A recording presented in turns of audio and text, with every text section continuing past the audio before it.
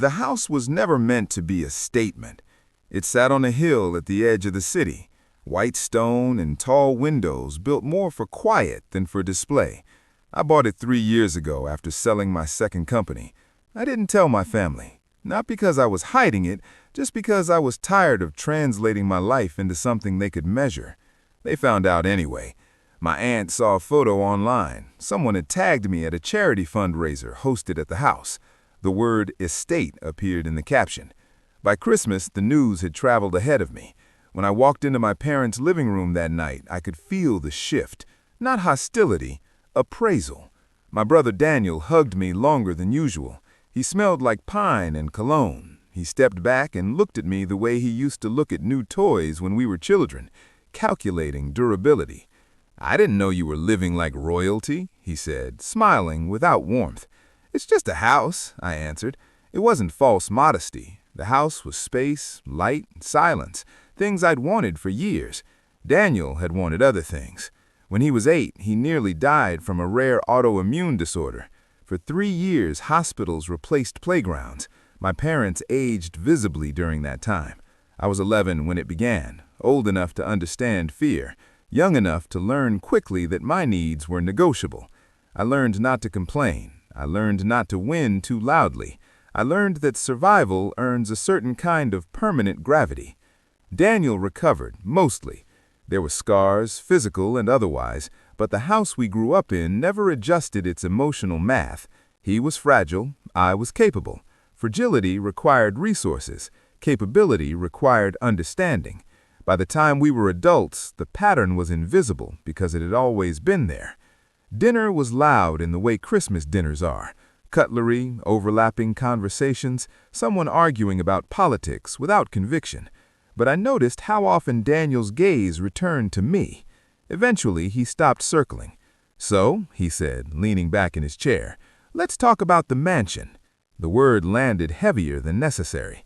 My mother smiled faintly, as if this were playful. "Your aunt showed us pictures. It's beautiful." "Thank you," I said.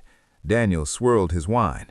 "Must be nice, all that space, all that money just sitting there in walls." I didn't respond.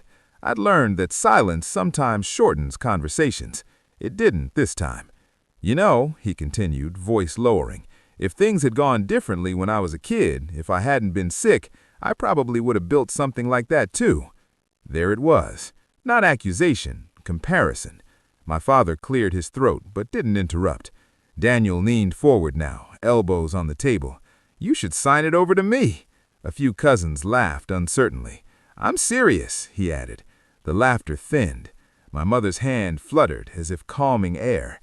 "Daniel, no." "Mom, why not? He has more than enough. That house alone is worth what, over $1 million?" I didn't correct him. "He doesn't need all that," Daniel said. "And let's be honest, my childhood wasn't exactly normal. There are phrases families keep polished for special occasions. After everything he's been through, you were always the strong one. It would mean so much to him." My mother reached for one. "Your brother lost so much time," she said softly. "You remember how it was, hospital after hospital. He deserves some stability, something substantial." The room had gone quiet in increments. Conversations at the far end of the table dissolved. Daniel's voice dropped into something close to a growl. "Sign the mansion over to me. You can afford another one." It wasn't about shelter. It wasn't even about money. It was about restoring balance to a scale that had tilted away from him. Inside me, something old stirred, guilt trained to respond on command. I remembered hospital chairs, the smell of disinfectant, my parents sleeping in shifts. I remembered telling teachers I didn't need award ceremonies because it was complicated at home. I had understood. Understanding, however, is not a lifetime contract. I set my fork down carefully. "You think this is fair?" I said, not as a challenge, but as observation. Daniel met my eyes. "I think it makes sense." My father nodded faintly, as if logic had been invoked. For a moment, I considered explaining the years it took to build what I built, the risks, the nights alone in small apartments, while Daniel recovered in a house full of focused love. But explanation invites negotiation. Instead, I said one sentence. The house is owned by an irrevocable trust, and any transfer would require the approval of my board and legal partners. The words weren't loud, they were precise. Silence fell the way it does when a breaker trips and every appliance stops at once. Daniel blinked. What? It's not personally transferable, I added evenly. It's part of a larger asset structure tied to my company's equity agreements. This wasn't theatrics, it was paperwork. My cousin, who worked in finance, shifted in his seat. If it's in a trust, that's locked, he murmured. My father frowned slightly. You never mentioned that. There was never a reason to. Daniel's jaw tightened. So you're hiding behind lawyers? I'm operating within reality. My mother looked between us, unsettled. Couldn't you restructure it? I won't. There was no anger in my voice, just a boundary placed where the floor used to be soft.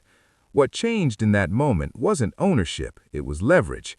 The house was no longer a thing that could be emotionally reassigned. It existed in a system bigger than family persuasion. Authority, cold and impersonal, had entered the room through contracts none of them had read. Daniel leaned back slowly. The growl had left him. In its place was something harder to categorize. Disbelief, maybe. So that's it? He asked. That's it, my father exhaled. Not frustrated, just recalibrating. For the rest of the evening, conversation resumed in fragments. Louder laughter thinner. My aunt complimented the pie too enthusiastically. No one brought up the mansion again. When I stood to leave, my mother followed me to the hallway. We only want what's fair, she said quietly.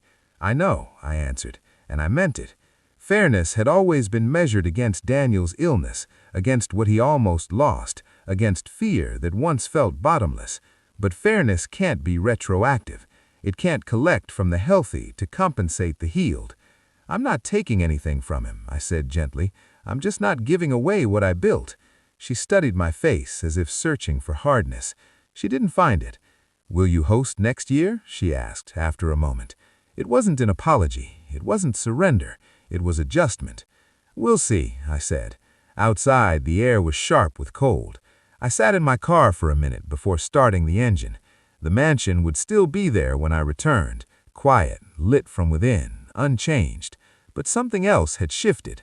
For years, Daniel's illness had been gravity. Tonight, it met structure. Not cruelty, not revenge, just the simple fact that adulthood doesn't redistribute achievement to soothe old imbalances. As I drove away, I didn't feel victorious. I felt steady. And steadiness in a family accustomed to bending around one center sounded like silence after a long echo.